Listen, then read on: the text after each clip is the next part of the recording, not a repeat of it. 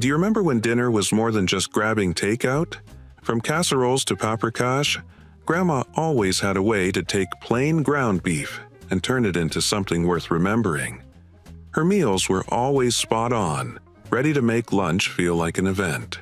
Let me share a few of her kitchen secrets. Beef and potato casserole. The classic beef and potato casserole takes me back to when four-step recipes on Instagram were not a thing, and comfort trumped complexity. Layers of browned ground beef, golden slices of potato, and a creamy sauce could thaw the coldest of moods, and of course it was finished with a generous blanket of cheese. At Grandma's, more cheese simply meant more love. Why did this dish fade from view? Maybe because newer recipes push superfoods and gluten-free swaps, and this casserole is none of those things. It is an old-school ground beef classic. The charm of beef and potato casserole is its simplicity. It is basically a handful of staple ingredients thrown together and baked until everything is bubbling. No fuss. It is hearty and satisfying. And who does not appreciate a meal where everything cooks in one pan? Less washing up means more time in front of the television watching your favorite 80s sitcom. Seconds were almost always a safe bet, so you could call this dish ideal for stretching meals. And it is easy on the wallet. Dutch oven meatloaf with crackers. Now, do not confuse ordinary meatloaf with this special Dutch oven meatloaf with crackers. No, do not get those two mixed up. They are definitely different. Back in the day, Grandma knew how to lift a familiar recipe into something unexpected simply by throwing in some crackers. When crackers are worked into the mix, they act like tiny sponges of flavor, soaking up juices and adding to the texture of the loaf. Yet that alone does not completely set it apart from a regular meatloaf. So, where is the real difference? It comes down to baking it in a Dutch oven. This pot locks in moisture and flavor in a way that an ordinary pan does not. The outcome is a tender, savory meatloaf with a nicely crisped outer crust.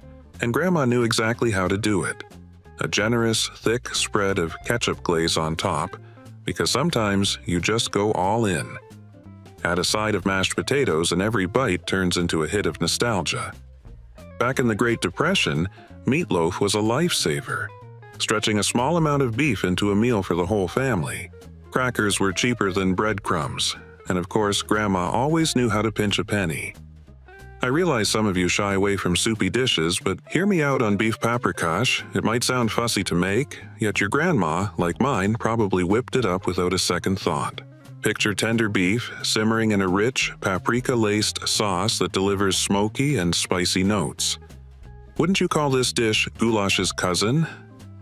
Beef paprikash is a Hungarian classic that used to be tucked away in kitchens where spices were treated almost like family heirlooms. And here's a surprising bit.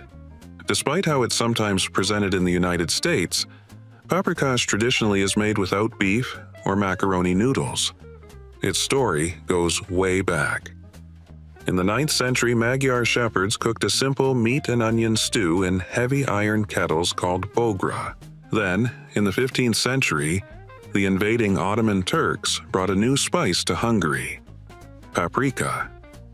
While much of Europe stayed lukewarm about this red chili pepper from the New World, Hungary embraced it, and paprika became central to the country's cuisine. Paprikash sits somewhere between a soup and a stew. Compared with some stews, it does not overload you with beef and vegetables. There is a bit more broth. Still, as it cooks, that broth thickens and becomes deeply flavorful. One more fun fact. Paprika is made from dried bell peppers and has been around since the 16th century. If you thought paprika was only for sprinkling on deviled eggs, well, think again. Now, another dish that originated from Europe is stuffed kohlrabi. This traditional Hungarian recipe uses bulbs of kohlrabi packed with a savory pork and rice mixture, served with a kohlrabi soup made from the leftover scraps and greens. I know it might not sound terribly appealing, but if you're willing to try something different, it is worth it. So what is kohlrabi? Common across northern and eastern Europe, Kohlrabi is sometimes called a German turnip. It can look a little alien, but if you have never tasted it, you are in for a pleasant surprise. Its texture is a bit like broccoli, but sweeter and without the strong smell. Stuffed kohlrabi is a deeply traditional Hungarian dish, yet there is no single definitive recipe. Much as Italians have countless takes on marinara, each family tends to prepare it their own way, using different meats and seasonings. Some versions use beef instead of pork, or a combination of the two, and the fillings vary widely. This particular version is notable because it leans heavily on vegetables, including the greens. It cleverly turns the hollowed-out bulb, scraps, and leaves into a vibrant green soup by pureeing them, essentially making its own side dish. Pretty clever, right? Think of it like a cake that produces its own frosting. Kind of brilliant. Kohlrabi itself has a mild, lightly sweet taste, somewhere between cabbage and turnip. After stuffing, the bulbs are baked until tender and the filling is bubbling inside. If your grandmother made kohlrabi, she was ahead of the curve. This dish slots nicely into modern low-carbohydrate keto lifestyles. Cottage pie, often miscalled shepherd's pie cottage pie, is the warm, comforting classic. The idea is simple and ingenious. Layer leftover ground beef under mashed potatoes and bake. The dish is thought to have been created in the early 1800s, a time when homemakers were inventing resourceful ways to reuse leftovers that had been rejected by husbands and children. Now, for a brief bit of history. The British and some of the Protestant Irish. This became the new ruler, while Irish Catholics who refused to convert became peasant farm workers living in humble homes referred to as cottages. Around 1589, Sir Walter Raleigh introduced potato farming to Ireland, and over time, potatoes gained acceptance in Ireland since they were not only delicious, but also affordable for the poor. Towards the end of the 18th century, a new dish known as cottage pie came about. It is thought to have started as a way for women to use leftovers and avoid wasting food after preparing the weekend roast. Any unused meat was carefully repurposed into a pie, with inexpensive potatoes forming the crust. Cottage pie became one of the best methods for handling leftover meat. As an extra benefit, it was, and remains, extremely tasty. Moving on to something American-made, Salisbury steak consists of seasoned ground beef patties, pan-seared, and then covered in a rich gravy loaded with onions. What is there not to like?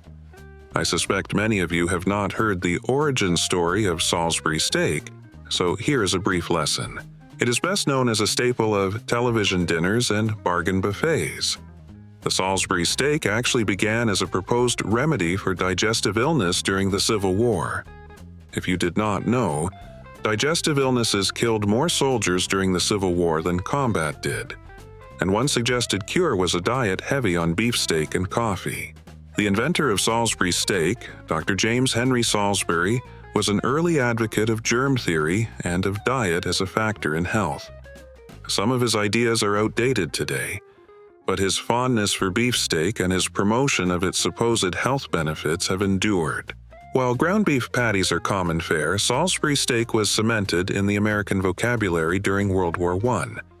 In many English-speaking countries at that time, there was a push to avoid German-sounding words, so the Army served Salisbury steak instead of Hamburg steak, and Liberty sandwiches in place of hamburgers. Sure, it might not be the trendy health food it once was, but honestly, comfort food is comfort food for a reason. Johnny Moretti casserole could be the ultimate comfort dish you've been overlooking. It's a classic casserole that used to be a Midwestern staple, but has faded from view for many people.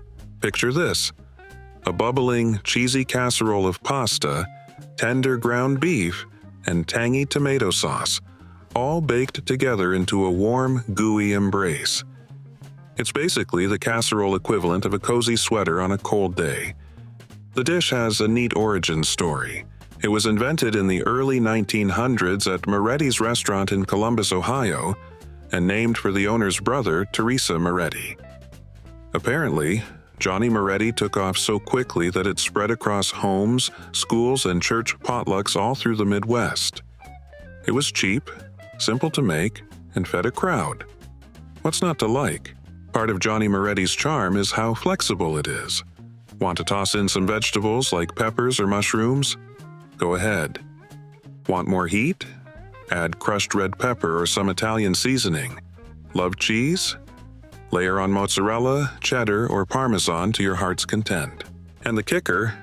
It often tastes even better the next day once the flavors have had time to settle and meld. Cabbage rolls are another dish that always gets me sentimental. They take me back to childhood weekends at Grandma's when the whole house would smell of cabbage and nobody minded a bit. Cabbage rolls are proof that Grandma could turn a simple vegetable into something unforgettable. Imagine tender cabbage leaves wrapped around a savory mix of seasoned ground beef and rice. After baking, the cabbage becomes silky, and every bite delivers that warm, familiar comfort. And like Johnny Moretti, cabbage rolls often improve overnight. This dish also exists in many forms around the world, each family or region bringing its own twist. Although we cannot be absolutely certain about the direct origins of cabbage rolls, their story can be followed back to Jewish cuisine from about 2,000 years ago. Here are a few regional takes. Hopefully, one will persuade you to try cabbage rolls if you have not yet. In Bulgaria, they call them sarmi, typically made with pork, chopped mint, sweet paprika, and yogurt. In Russia, the dish is known as gulabi. The Russian version usually features cooked meatballs tucked into cabbage leaves. Rice is often mixed into the filling as well, although rolls filled only with rice are uncommon. The dish is generally served with sour cream. No matter which variation of cabbage rolls you pick, you will not regret it. Now moving on to the all-American entries. Next up, Sloppy Joe's. If there is one ground beef dish that instantly evokes childhood, it is Sloppy Joe's. The trick starts with browning the beef, then folding in a tangy, slightly sweet sauce made from ketchup, mustard, and perhaps a little Worcestershire sauce, all piled onto a soft, squishy bun. The result is a gloriously messy sandwich that makes you grateful for napkins. The basic idea of combining meat, cheese, and bread is so simple that it is no surprise it became a hit in American homes. The history of the Sloppy Joe is a bit tangled, though.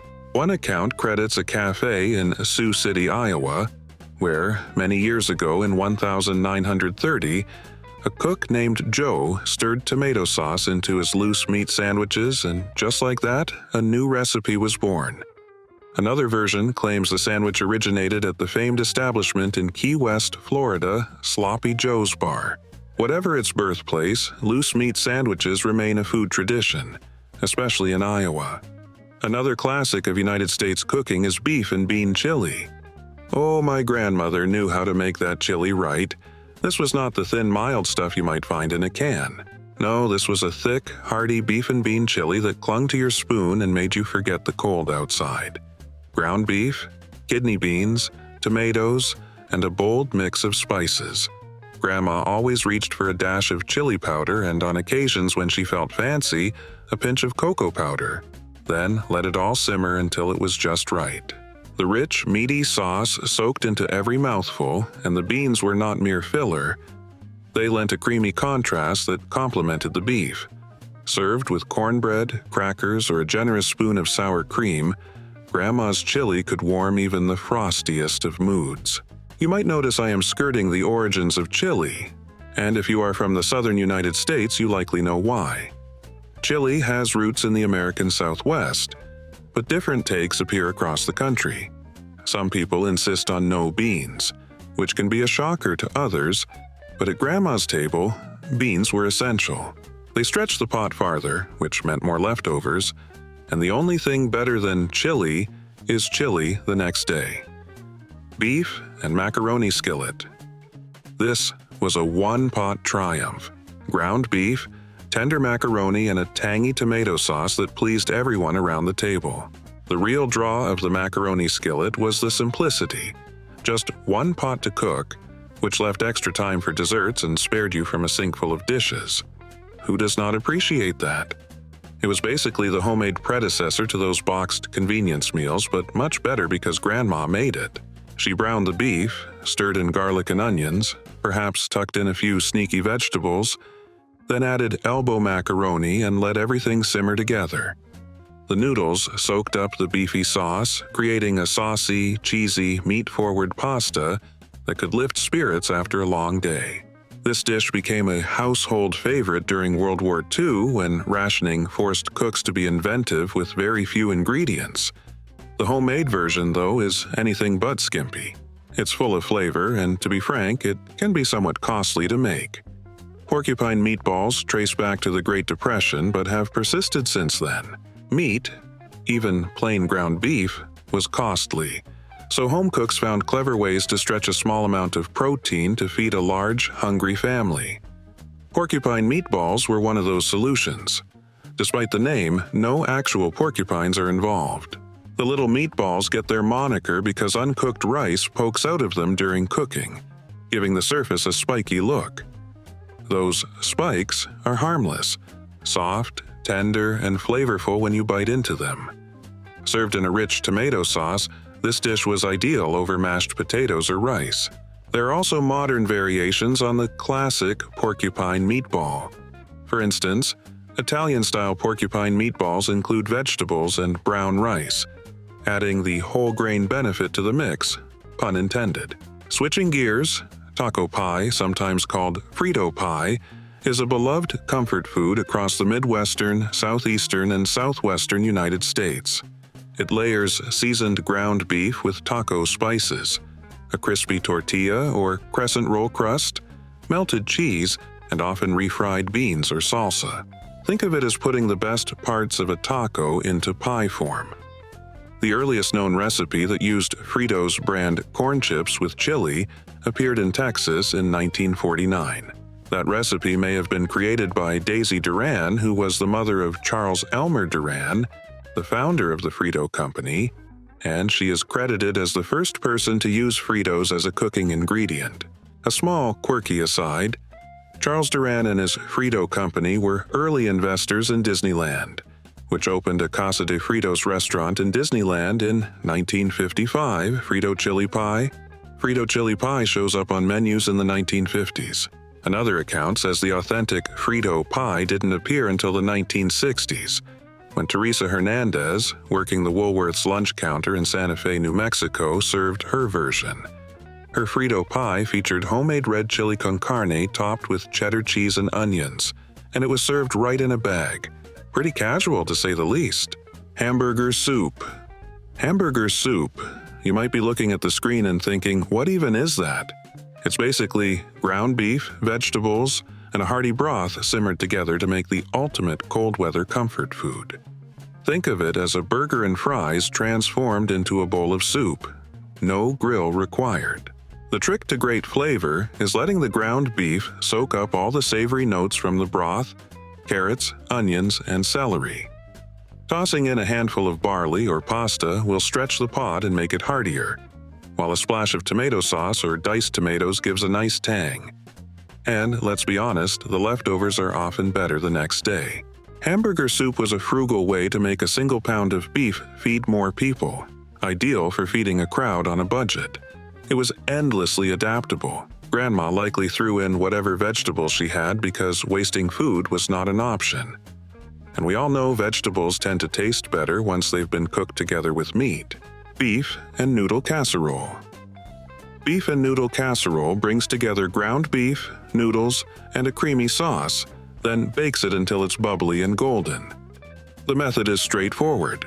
Brown the beef with onions and garlic, then mix in a sauce that's rich and comforting. Sour cream, condensed cream of mushroom soup, or a bit of cheese can go a long way toward that creamy texture. Then fold in perfectly cooked noodles that will soak up the sauce. Top everything with crunchy breadcrumbs or extra cheese and bake until a golden crust forms. The casserole comes out of the oven with a crust that's nearly impossible to resist. This kind of casserole really took off in the 1950s, when boxed ingredients and canned soups promised to make dinner a breeze. But prepackaged food at Grandma's? No way. She would never have let that happen. Everything was homemade and made with a whole lot of love. And let's be honest, those convenience casseroles just do not measure up to the authentic thing.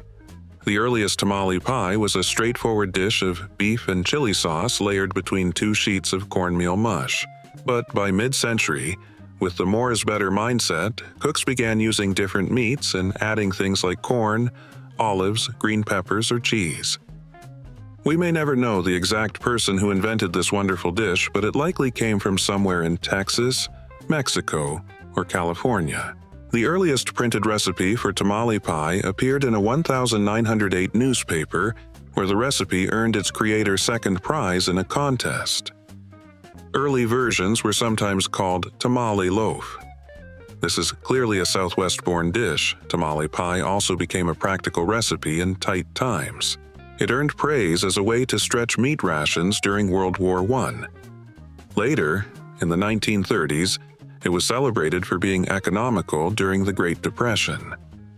Old-fashioned beef hash was one of Grandma's secret weapons when she had leftovers. She could turn leftover ground beef into something remarkable without missing a beat. Toss it into a hot skillet with some diced potatoes, onions, and whatever vegetables were hanging around, and you end up with something greater than the sum of its parts. It came out crispy, full of savory flavor, and so satisfying that it became a reliable choice for breakfast, lunch, or dinner. The highlight of hash? Those crunchy browned bits. Grandma would cook the potatoes and beef until a perfect golden crust formed on the bottom of the pan, finishing it with a splash of Worcestershire sauce, maybe a scattering of fresh herbs, and occasionally a fried egg on top. Beef hash turned humble leftovers into a plate you could not wait to dig into. Here are a few facts. Beef hash traces back to colonial America, where economical cooks stretched leftovers into new meals. The term hash actually comes from the French word hacher, which means to chop. I'm full of facts today, so you are welcome. Stuffed zucchini boats. I know summer is over and finding zucchinis might be harder now, but if you come across them, you really should make this. Botanically speaking, zucchini is a fruit because it grows from the plant's flower, though most recipes treat it like a vegetable. Its mild taste makes zucchini extremely adaptable, working well in both savory and sweet dishes. Many zucchini recipes have Italian roots, which makes sense. Zucchini originated in Italy in the 1800s and was brought to the United States by Italian immigrants about 100 years later. This stuffed zucchini boats recipe fits right in, using marinara sauce, mozzarella, and store-bought Italian seasoning, a blend of oregano, basil, garlic, onion, marjoram, and rosemary. These little boats were packed with ground beef, onions, garlic, and sometimes a bit of rice, then topped with cheese or breadcrumbs and baked until bubbling and golden. The best part? You could eat the boat itself. No plates needed, just hollow out the center, fill it with that seasoned, beefy mixture, and you have a complete meal. It's full of vitamins, and 1 cup of zucchini contains only 33 calories, so there's plenty of room for that melty cheese on top.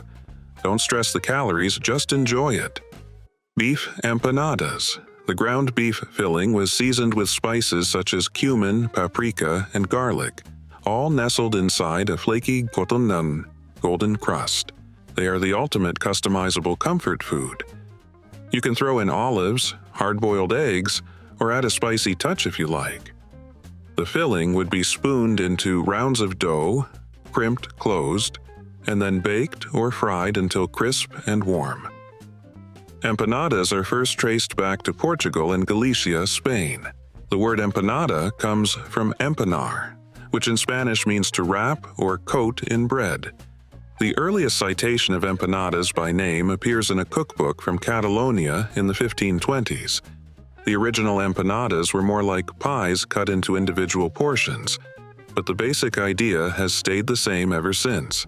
In Argentinian history, the empanada was once called the working man's meal because it held a complete dinner that was easy to take to work. Despite changes over time, empanadas have remained true to their roots. A crispy, flaky pastry filled with hearty ingredients is still a perfect example of this Latin American favorite. Cheeseburger casserole. Picture your favorite cheeseburger without the bun, transformed into a casserole. Grandma discovered you could take all the cheeseburger elements, ground beef, cheese, ketchup, mustard, pickles, and even some noodles for texture, and make a dish that feeds the whole family. The outcome is cheeseburger casserole, a cheesy beef-forward bake that makes dinner simple and satisfying. The method is straightforward. Brown the beef with onions, stir in a sort of secret sauce, usually ketchup and mustard, then combine it with pasta or rice and top everything with melted cheddar. It captures the best parts of a burger without the hassle of grilling and putting it together. Cheeseburger casserole is often called a retro dish because it rose to popularity in the 1950s, when casseroles were a staple in American kitchens. It remains beloved for its straightforwardness and that warm, familiar flavor of a cheeseburger in an easy, homey form. Speaking of casseroles, we should also mention the beef enchilada casserole. Enchilada casserole is built in layers: beef, salsa, cheese, beans, and tortillas. Ground beef, tortillas, enchilada sauce, and cheese are stacked and baked until everything melds into one spicy, cheesy creation. Hiladas date back to the Mayans. Corn was a staple crop then, and corn tortillas were common. These were originally called tlacoali. The Spanish conquistadors changed the name from tali to tortilla when they arrived in the Western Hemisphere. The conquistadors wrote about a feast where people served a version of enchilada. Later, the first Mexican cookbook, El Cocina Mexicano, included accounts of this dish. At first, the dish was an empty corn tortilla dipped in chili sauce. Over time, people began stuffing the tortillas with various meats and cheeses, and enchilada evolved into the dish familiar today. Regardless of how it was served, the accompaniment was a chili sauce, which is why the Spanish word enchilada came to mean adding chili. Over the years, beef enchiladas became a Texas Mexican staple, and the casserole version Grandma made them easier to serve to a crowd.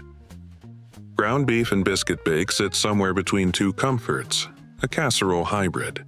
It begins with seasoned ground beef, often mixed with onions and a creamy sauce, sometimes with a little cream of mushroom soup or a secret blend, and it is topped with golden, buttery biscuits that puff up in the oven. The dish is endlessly adaptable. Want vegetables? Toss in peas or corn. Want more cheese? Pile it on. It is one of those retro casseroles that showed up on Grandma's table whenever she needed a quick, filling meal for the family. Picture a potluck favorite. Juicy ground beef and savory seasonings, sometimes combined with veggies like peas or corn, topped with canned biscuits and baked until the top is a warm, golden finish. This dish rose to fame in the mid-20th century, when casseroles became the poster child for quick, sensible home cooking, thanks to the arrival of convenience items like canned biscuits and condensed soups. Ground beef and biscuit bake remains a household favorite, the very definition of an economical meal. It shines on busy weeknights or at casual family get-togethers. Beef and rice stuffed tomatoes were Grandma's sly method of getting you to eat your vegetables, but seriously, who would complain when those huge, juicy tomatoes were filled with seasoned ground beef, rice, and sometimes a dusting of cheese? It feels like discovering a tiny, savory treasure tucked inside a fresh tomato. I am not usually crazy about cooked tomatoes, yet this is absolute bliss. How could anyone resist that compact, flavor-packed ball of goodness? Here's another fun fact, because I am full of them today. Stuffed vegetables go way back to ancient Rome, where they stuffed everything from olives to squashes with meat and grains. This recipe balances savory and fresh perfectly. The juicy tomato offsets the rich, well-seasoned beef and rice filling, so the result is both light and satisfying. They also present beautifully, which makes them great when you have guests or when you want to feel a bit gourmet on an ordinary Tuesday night. Ground beef stroganoff over rice offers an affordable take on the classic beef stroganoff. Traditional stroganoff uses tender strips of beef, but this version swaps in ground beef, speeding things up and cutting costs without giving up on flavor. It still delivers the creamy, savory profile you expect from stroganoff, but with a simpler approach. Begin by browning ground beef with onions and garlic so the flavors can meld. You might also add mushrooms for that characteristic stroganoff earthiness. After the beef is browned, a creamy sauce is created, typically a mix of beef broth and sour cream with perhaps a little flour or cornstarch to thicken. The sauce simmers until it becomes luxuriously rich. This stroganoff is most often served over a bed of fluffy white rice, though some people prefer egg noodles. The rice soaks up the rich sauce, so each forkful balances creamy, beefy flavor with starchy comfort. Rice also stretches the dish, which makes it a budget-friendly way to feed a crowd. It works great as a quick weeknight supper, yet it can feel special enough to serve guests when you want to impress. Stroganoff traces back to 19th century Russia, where cooks prepared strips of beef with smetana, a kind of sour cream. The ground beef version, familiar to many, evolved as a faster, cheaper option and grew especially popular in American kitchens during the mid-20th century. And to finish off this list of 25 forgotten ground beef foods, let's talk about a classic, nostalgia-inducing recipe: tater tot casserole. Tater tot casserole is pure comfort food fusion. Creamy, cheesy, meaty, and topped with crunch. It begins with browned ground beef, typically cooked with onions and sometimes seasoned with garlic or other spices. That beef layer is blended into a creamy sauce, often using condensed cream of mushroom or cream of chicken soup, to form a thick, savory base. Some recipes add a vegetable layer, like green beans or corn, for color and texture, though if you prefer more meat, you can leave that out. Once the layers are assembled, the star ingredient goes on top: the tater tots. These little potato nuggets are arranged across the surface to cover the casserole. As it bakes, the tots turn golden and crisp, making a crunchy top that contrasts with the warm, creamy beef beneath. Final fun fact: tater tots were invented in 1953 by the founders of Ore-Ida, who created them to make use of leftover potato scraps. Nowadays, they have become a favorite ingredient, especially in casseroles like this one, where their crunchy texture adds something extra to every bite. You are probably hungry by now, so do not wait. Start cooking. Before you head to the kitchen, take one last look at this list and notice what ties these dishes together. It isn't just ground beef or melted cheese. It's the way a simple pan on a weeknight could turn into a story the family told for years. These recipes don't ask for perfection, they ask for company. They invite a neighbor to knock, a grandchild to sneak a bite, a sister to share what she'd change next time. If you try even one, set a place for memory at the table. Light the kitchen the way your mother did. Use the old spoon with the burn mark. And when the first bite stops the conversation and everyone hums at once, that's the moment you've brought something back that never should have gone. Fold the napkins, leave the pot soaking, and let the aromas linger a little longer tonight. Tomorrow can be modern again. Tonight belongs to you, your people, and a good, honest supper. Sleep well. Grandma would approve of that. Comment below which of these meals you will make first, and please do not forget to like and subscribe.